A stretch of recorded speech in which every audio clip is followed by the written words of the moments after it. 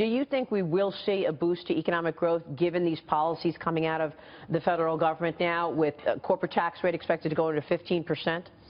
Well, if you really look at the three economic problems the United States has, taking regulation aside, which can be handled differently, it's health care, it's lack of investment, both private and public, because remember, a person that has a high school education, they need a bulldozer or a tractor or a truck or a plane or something, a piece of capital equipment to allow them to make more money, to have a good income.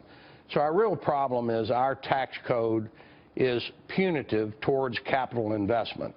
And our government investment, particularly at the federal level in infrastructure, highways, ports, airports, is down to levels we haven't seen since 1948. So you fix the tax code to incent investment in the United States, you'll see a lot of these blue-collar jobs that the president talked about so much during the campaign come back.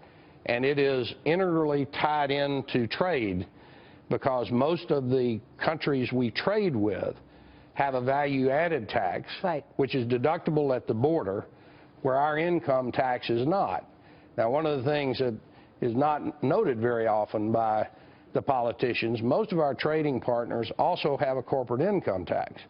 The problem is their corporate income tax is far lower than ours.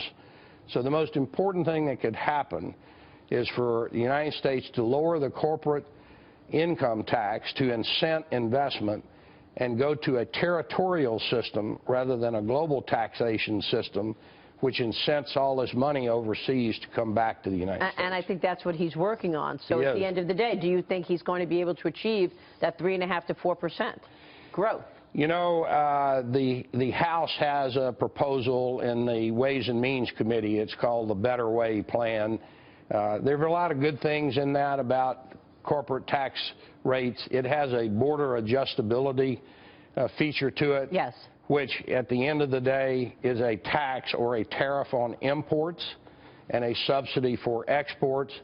That won't work, in our opinion. I think it will create a trade war instantly. And so I would strongly urge that that revenue stream, which is the purpose of that border adjustability, be derived from some other location or make the tax reduction more modest. That's a highly dangerous provision in our view. I know it's early in the administration, just a couple of days, but it sounds like you're not so sure if these policies are going to work. Well, I can say this much. There are a lot of theoretical things that happen in the political realm. Yeah. Let's take the Affordable Care Act. Right, sure. It was designed by a lot of academics and theorists that it had to work in a very arcane way. In reality, it was about taking money away from people who had health care or could afford it and didn't buy it, and giving it to people who couldn't afford it or couldn't get it. Right. But you never hear the political folks talking about it that simply, but that's all it was. It wasn't actually health care. No, of course. and so in the tax realm, you have to be very, very clear-eyed about this as to really who's winning and who's losing and what's the purpose of them doing what they're doing. And the border adjustability is basically to raise money through $1 trillion worth of taxes over 10 years assessed on importers into the United States. The implications for the retailing sector would be profound. It would cause goods prices in the United States at Target and Walmart and Penny's and Amazon to go up 20% almost overnight. That's not going to be very popular. And that's why the markets have reacted the way they have, frankly, in terms of retail stocks and also oil companies as well. Oil refineries in particular. Right. People importing oil, they'd see the cost of their imports go up enormously. Real quick before you go, my final question here is about Uber and all of these smaller companies trying to take a bite out of your business. Is this a substantial threat? No. FedEx can pick up, transport, and deliver from virtually any corner of the world. We serve 220 countries. We have 496,000 people, 650 airplanes, 150,000 vehicles, 4,000 facilities to do this.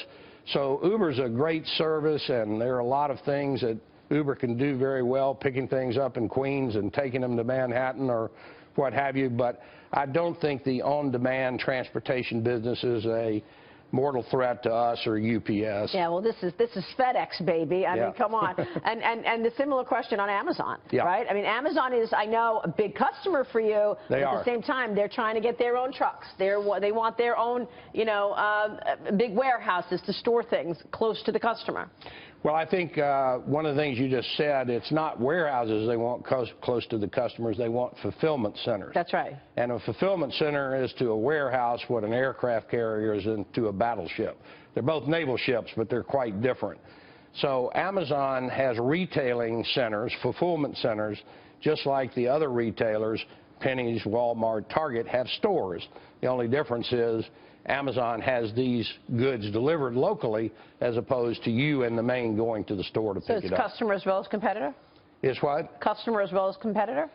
Well, they're trying. Walmart's one of the biggest trucking companies in America. They have fleets of trucks. The 3 out of the last 4 CEOs of Walmart's have been logisticians. So the fact that Amazon has lots of trucks and things like that is smart for them, not a threat to us. Fred, you're a good man. Good to have you on the program this morning. I'm always glad to see you, Maria. Thank you so much. Thank Fred you. Smith, founder, CEO, FedEx.